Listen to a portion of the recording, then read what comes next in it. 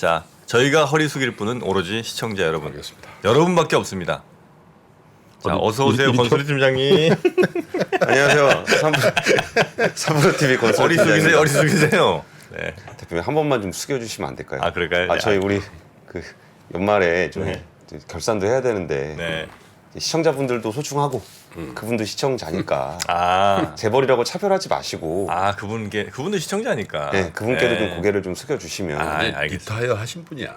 저희 리타이어 하신 분. 그러면은 이제 안 숙이셔도 될 것 같습니다. 네. 자, 우리 권 팀장님과 함께 네. 그러면 오늘도 뉴스 3개 한번 잘 읽어볼까요? 뉴스 하기 전에 굉장히 큰 논란거리가 하나 해결이 네. 될 것 같습니다. 음. 한국 사회에서 제일 예민한 이슈죠. 너 몇 살이니? 응? 너 몇 살이야? 몇 살이냐고요? 예. 그러면 나이? 나이가 몇 살이냐? 네. 그럼 우리나라는 나이가 여러 개가 있죠. 만 나이가 있고, 아, 연나이 있고, 연나이 있고, 새는 나이 있고. 예. 그래서 이 문제가 어제 국회 법사위 법안 소위를 통과했습니다. 아, 통과했어요. 네.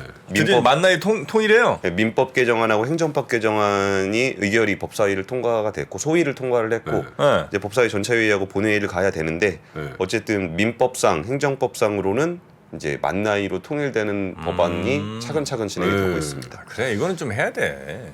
우리 빠른 생일 친구 먹으면 다 친구 되잖아요. 우리. 아, 그러니까 이건 좀 아주 애매해. 우리나라 희한해요, 이거는. 예. 우리나라 나이가 너무 많지. 나이 많죠. 좀 많기도 하고, 네. 예, 복잡하기도 하고. 외국은 어떻게 하더라? 몇 년, 몇 개월 뭐 이렇게 나가는 거야. 그러니까 기본적으로는 하여튼 나이를 크게 이렇게 상관 안 하는 게 기본 깔려 있고, 그 다음에 굳이 세더라도 내가 딱 살아온 만큼을 내 나이로 치잖아요. 근데 우리는 우리 태어나면 한 살이야. 12월 그쵸. 31일에 태어나는 이틀째 됐는데 2살. 2살이에요. 너무 억울하지. 말도 안 되고. 네. 그래서 요거는 만 나이 통일해서 아마 그럼 내년부터 그렇게 가는 거예요? 아니요. 지금 이제 법안 소위를 통과를 한 거고 네. 이제 전체 회의를 통과를 그거는 하고 뭐 본회의 또 뭐 가야 돼요. 여당 야당 그런 건 안 크게 뭐 싸우잖아. 반대할 게 없을 것 같은데. 굳이 이거는. 싸울 이유는 별로 없는데 네. 근데 사실 국회라는 데가 좀 그런 게 있어요. 이게 대통령 공약이었거든요. 근데 이런 것들이 좀 여당에서 통과를 시키려고 그러면은 야당에서 이게 다른 거 통과시키려고 좀 그런 경향이 조금 있어서 그렇게 못하게 하려면 국민들이 더더욱 지지를 하면 야 저거 반대하면 네, 이거는 뭐 근데 그리고 빠른 연생 2003년부터 없어졌습니다. 이 빠른 연생은 우리들의 기억 속에만 있는 거고. 없어진다는 그리고 거예요. 우리 뭐 나이 많다고 뭐 존댓말 쓰고 그러지 말자. 그냥 반말해. 그러면. 그럴까? 응. 괜찮아? 아니 뭐 어때? 2초도 안 걸려 어떻게? 아 미국에서는 다 대통령 보고 바이든 아니 뭐야 조 Hey, 요 what's up, What's Joe? up, Joe? Yo, 풍양조시, yo. 괜찮아. 네, 괜찮아. 되게 네. 그 유교 보이처럼 얘기를 드리면 나이 숫자 정립보다 중요한 거는 나이로 위계를 잡지 않는 문화를 형성하는 것이다. 아하, 라는 말씀을 좀 제가 예전 매불쇼에서 정 프로님이 하신 네. 얘기를 들었거든요. 맞습니다. 그리고 거기에서 근데 쉽지 않을 것 같아요. 제가 아이를 키우는 입장에서 한 4살 말 트기 시작하면 딱 친구 만날 때 물어봅니다. 니 몇 살이니? 맞아요. 굉장히 중요합니다. 그러니까 애들도 그렇게 꼭 물어보더라고요. 애들이 그냥 우리 어른들 때문에 그렇게 배워서 물어보는 건지 아니면 그냥 원래 그런 고 나이 때쯤에는 정말 그 나이를 지들이 아니야, 아빠 보고 배우는 거야. 그렇겠죠? 아 대학교 1학년 때 술 먹다가 몇 살인지 시 붙어가지고 내 친구 녀석이 개띠다 그래가지고 개띠 몇 살 그랬더니 58년이다 그래도 엄청 맞았네. 나 58 개띠인데. 예, 뉴스 하겠습니다. 소위를 통과했다 이거고요. 네. 첫 번째 뉴스부터 가겠습니다. 경기 침체 공포에 유가 1년 만에 최저 경신. 네. 국제 유가가 작년 말 수준으로 되돌아갔습니다. 일단 차트를 보시면은 산이 하나 있습니다. 산이 쭉 갔다가 축 떨어진 요 산. 네. 국제 유가 차트입니다. 이거 오르는 게 없노 요즘. 네, 그래서 이제 배럴당 3.5%가 떨어졌어요. 네. 굉장히 큰 폭으로 좀 떨어지게 됐었죠. WTI 기준입니다. 브렌트유도 그렇고 이게 뭐 두바이유도 그렇고 거의 작년 말 올해 초 수준으로 다 내려와 있는 상황인데요. 사실 이 부분이 약간 주식시장의 일단 특성이기도 한데 네. 약간 조울증 환자 같아요. 경기가 좋다 그러면은 금리 올리는 거 아니야? 이런 걱정을 하다가 지금 유가가 이렇게 떨어진 거는 그 통화긴축의 어떤 강도 때문에 경기가 침체될까 봐 좀 걱정이 좀 되는 거예요.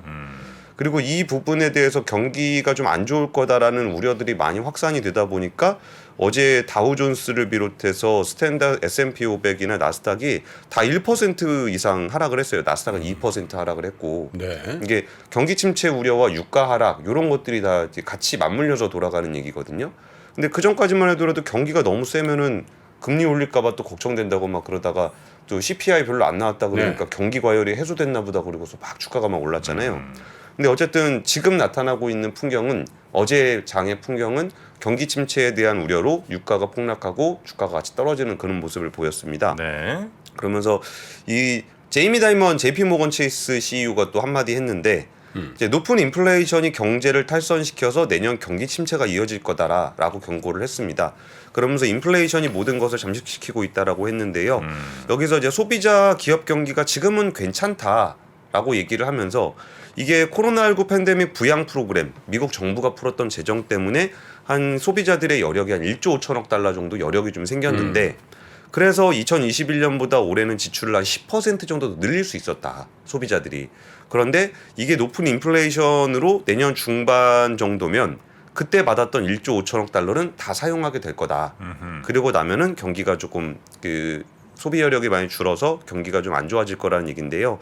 이런 부분들에 대해서 이것도 뭐 하나만한 얘기 같은데 경미한 또는 심각한 경기 침체를 유발할 수 있다.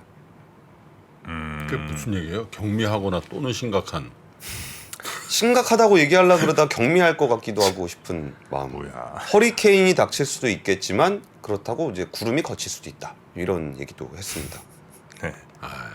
근데 여기에 더해서 미국의 은행 시스템은 믿을 수 없을 정도로 건전하다는 얘기도 했는데요. 지금 경기 침체 국면에서 나타나고 있는 그 어지간한 선진국들에서 나타나고 있는 현상 중에 하나인데 2008년 금융위기 이후에 BIS 그러니까 국제결제은행 기준으로 바젤 규제를 굉장히 세게 강화를 했어요. 네. 그래서 예전처보다 은행 건전성이 굉장히 좋아요. 그래서 이 금융위기, 그러니까 경제 위기까지는 나타날 수가 있는데 이게 신용위기, 금융위기로까지 발전이 될 거냐에 대해서 대체적인 컨센서스가 금융위기까지 가진 않을 것이다 라는 얘기를 했는데 이번에 제이미 다이먼도 그 얘기를 했습니다.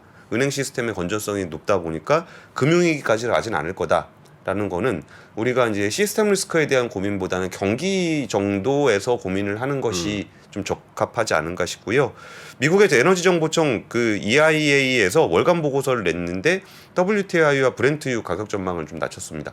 얼마 전에 OECD가 아니라 오펙에서 네. 그 감산을 오펙 플러스. 오펙 플러스에서 감산 지속하겠다는 얘기 좀 나왔었잖아요.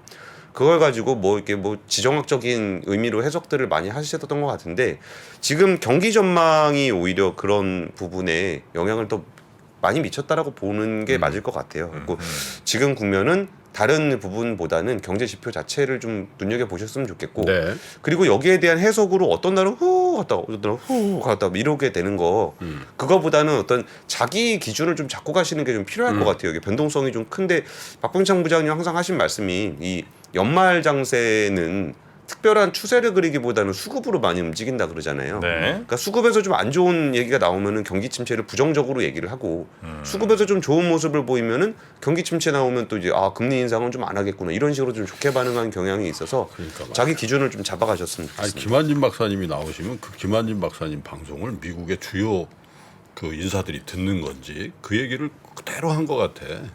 어제 말씀하신 내용을 네. 제이미 다이먼 얘기하고 김한진 박사님하고 얘기 거의 비슷해.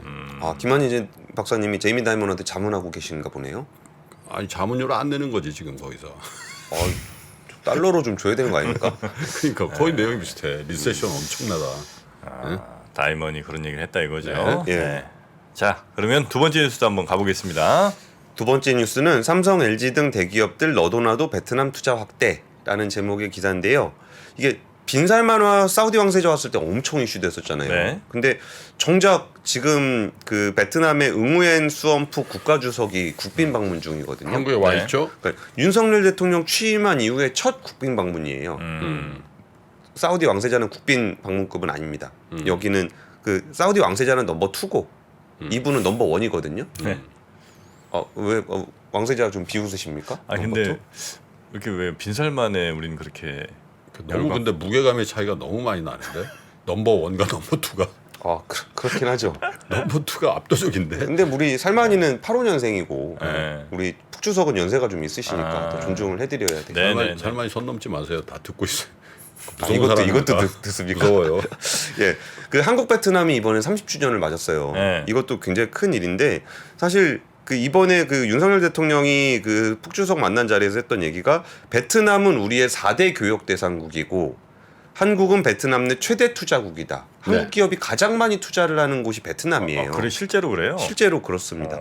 그래서 굉장히 중요한 건데 그리고 사우디 같은 경우는 약간 불확실성이 있는 파트너예요.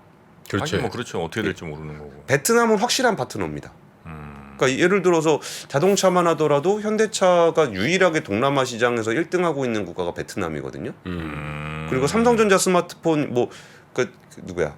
애플 아이폰 하면 폭스콘이죠. 네. 그러니까 삼성전자 스마트폰은 베트남 공장이 있어요? 다 베트남에서 만든. 아. 그러니까 이런 부분들도 굉장히 크게 돼 있고, 근데 여기가 공급망 재편의 최대 수혜국으로 베트남이 좀 급부상을 더하고 있어요. 여기가 베트남이 공산국가고 시진핑 3년임 때 처음으로 방문해서 인사했던 사람이거든요. 근데 베트남하고 중국은 사이가 되게 안 좋습니다. 여기가 3차 인도차이나 전쟁 1979년에 둘이 전쟁하고 나서 정말 싫어해요. 중국 베트남. 예, 둘 사이가 되게 안 좋아요. 그러면서도 이게 중국 외 국가에다가는 베트남이 그런 얘기를 하는 거죠. 아, 중국은 이제 좀 공급망에서 좀 빼야 되는 거 아니냐. 그럼 어디가 있냐? 베트남이다. 베트남이다. 이런 식으로 하면서 또 시진핑 주석 딱 3년임 했을 때는 제일 먼저 방문해서 서로 악수하고 그리고 시진핑 주석이 굉장히 크게 환대를 해줬거든요. 그 부분도 그러니까 베트남이 그냥 말 잘 듣는 그런 거였으면 그렇게까지 안 해줬을 거예요. 근데 그렇게 하면서 그러니까 이른바 등거리 외교라 그래서 네. 가깝면서도 그렇게 멀지 않고 멀면서도 가깝지 않은 반대로 얘기했나요? 하여튼 그런 정도 거리를 좀 유지를 하고 있는데 네. 이번에 제가 그 한국도 베트남 투자 되게 많이 하고 있어서 이번에 북주석 방문했을 때 권봉석 LG 부회장이 만났는데 거기서 베트남에 40억 달러를 추가로 투자할 방침이다. LG 그룹은. 이라고 얘기했어요. 40억 달러라는 규모가 어느 정도인지 우리가 좀 가늠이 잘 안 되잖아요. 지금까지 LG 그룹이 베트남의 가전 카메라 등의 생산을 위해 투자한 돈이 53억 달러. 추가로 40억 달러. 네. 네. 그동안 한 것 거의 대부분 다 또 한다는 얘기죠. 더블로 들어간다는 얘기죠. 그리고 삼성 같은 경우가 작년까지 182억 달러 투자했는데 올해 말까지 20억 달러 추가 투자해서 200억 달러 이상으로 늘리겠다. 그리고 여기에 그 하노이에 R&D 센터도 짓겠다라는 얘기를 삼성에서 좀 했고요. 효성 같은 경우도 베트남의 공장, 그 스판덱스 같은 거 있잖아요. 네네네. 굉장히 공격적으로 짓고 있습니다. 여기에 대해서 총 35억 달러를 효성이 지금까지 투자를 했습니다. 그러니까 이 베트남이라는 공간을 우리가 이제 공급망적인 측면에서 중국을 대체할 만한 시장. 제가 예전에 뭐 중국과 좀 멀어져야 된다라는 에피소드를 얘기하면서 손절이란 표현을 쓰죠. 제가 쓴 건 아니고 PD가 제목을 썼는데 네. 그게 100만 조회수 이상 나올 정도로 관심을 되게 많이 받았어요. 근데 중국하고 멀어져야 된다라는 부분에 관심을 많이 가지셨을 건데 멀어지면 어디로 가야 되느냐에 대해서는 좀 관심이 좀 덜하신 것 같아요. 그래서 역시 뭐 베트남밖에 없나요? 예, 얼마 전에 저희 그 베트남 전문가가 한 분 저희 삼프로 TV 방문해 주셔서 인터뷰를 해놓은 게 있어요. 그렇죠, 예. 예, 그거를 내보내려 그러는데 이거를 이번 주에 내보내게 될지 다음 주에 내보내게 될지는 잘 모르겠는데 한번 보시면 현재 베트남이 어떤 상황인지에 대해서 좀 더 네. 상세하게 아실 수 있을 것 같습니다. 지난번에 가보니까 다녀오셨잖아요. 약간 너무 이제 이 사회주의 체제, 공산주의 체제가 살짝 뭐랄까 발톱을 드러낸다 할까 그런 예들이 있어서 뭐 관여를 많이 한다는 거예요. 그래서 약간 그때는 분위기가 좀 안 좋긴 안 좋더라고. 그래서 그래요? 거기에 있는 여기도 암참이라고 있잖아요. 여기도 보면 예. 여기 이제 상공회의소. 한국에 이제 주재하는 뭐 미국 상공회의소 그것듯이 베트남에 주재하는 한국 상공회의소 있거든. 네네네. 거기서 예를 들어서 뭐 좀 얘기도 하고 추가 투자하면 이렇게 하면 안 된다 뭐 그런 분위기도 좀 있었던 것 같아요. 그러니까 이번에 그 방안을 했으니까 예. 그런 문제 좀 원만하게 잘 풀었으면 좋겠네요. 그 문제 제가 베트남에서 듣고 계신 분들도 있을 수 있으니까 딱 중립적인 거 정도로만 해명을 드리면은 그 갈등은 약간 국가적인 갈등이라기보다 거기 사람들의 갈등이 좀 있었더라고요. 그 상공회의소를 중심으로. 그래서 혹시라도 베트남에서 듣고 계신 분들이 우리가 또 일방적으로 베트남 정부를 좀 비판하는 것처럼 보일 수 있을 것 같아서 그 안에는 약간의 또 다른 개별적인 사안들이 좀 있었다는 것 정도까지는 좀 말씀드리고 싶습니다. 감정의 골이 뭐가 있는 게 있었고. 아 이벤트가 좀 있었더라고요. 예, 예. 알겠습니다. 빠르게 세 번째 뉴스까지 가보겠습니다. 이거는 그냥 짧게 전환을 해드릴게요. 그 네옴시티 수혜주로 주가 많이 오른 건설주들이 있었습니다.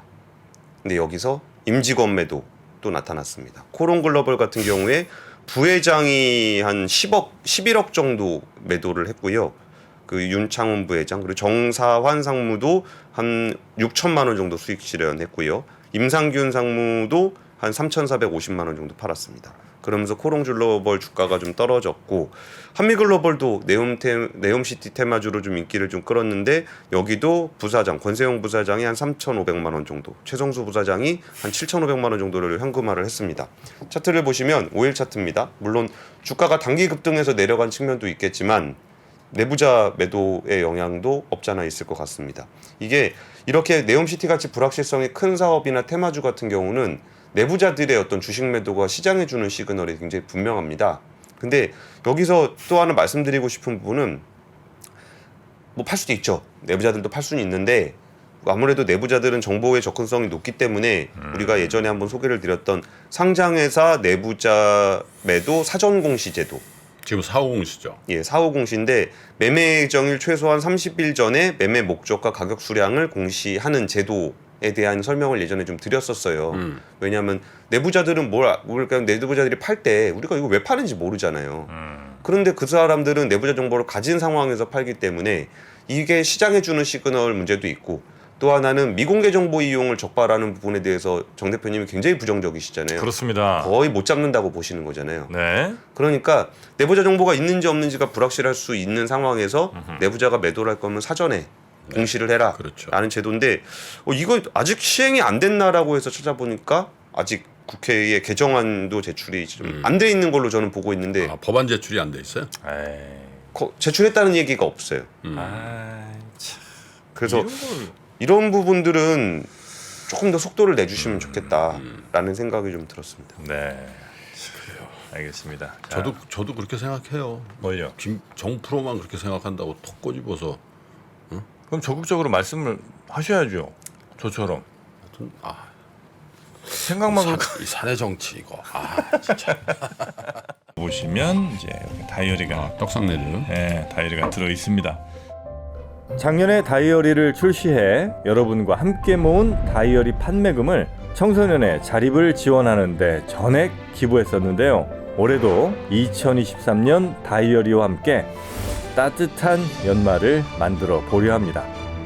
3프로TV 다이어리와 2023년의 시작을 이웃과 함께 나눠보시기 바랍니다. 자세한 구매 방법은 영상 하단 댓글을 확인해 주십시오.